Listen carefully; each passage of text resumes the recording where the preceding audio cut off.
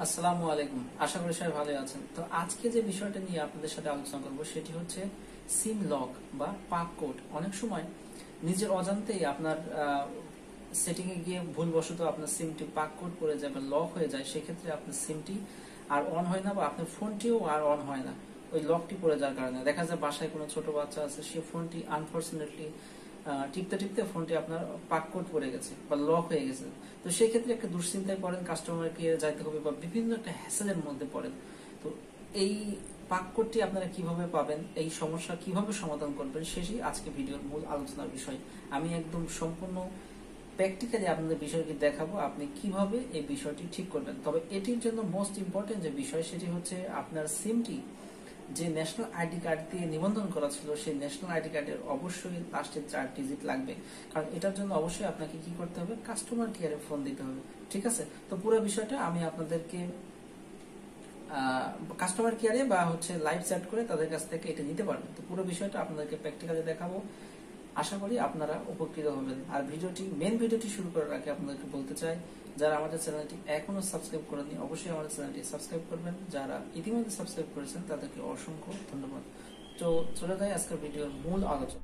তো আমি আগেও বলেছি যে এই পাক কোডটির জন্য আপনার কাস্টমার কেয়ারের সাথে কথা বলতে হবে। তো এটি আপনি কাস্টমার কেয়ারে ফোনও দিতে পারেন, আবার তাদের সাথে অনলাইনে যে চ্যাট আছে, আপনি জাস্ট আপনার ক্রোম ব্রাউজারে বা ব্রাউজারে জাস্ট সার্চ দিবেন যে জিপি বা যে সিম কাস্টমার কেয়ার, তাহলে তাদের সাথে আপনি কথা বলতে পারবেন।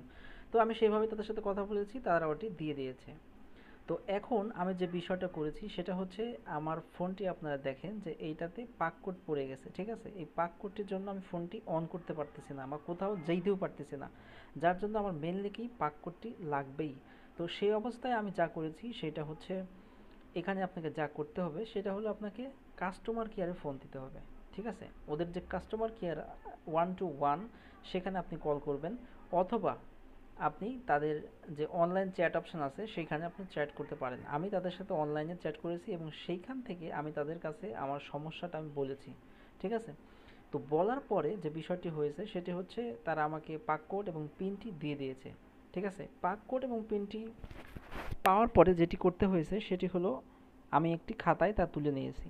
এখন দেখেন, এই প্রথম যে অপশানটি পাবেন সেটি হচ্ছে পাক কোড অপশান। এইখানে আপনাকে তারা যে পাক কোডটি দিবে, আপনার হচ্ছে 2 4 6 8 ডিজিটের মধ্যে একটি পাক কোড দিবে, সেটি হচ্ছে আপনারা খাতায় তুলে নেবেন। তুলে নেওয়ার পরে আপনি এখানে পাক কোডটি দিবেন। তো আমি পাক কোডটি বসালাম।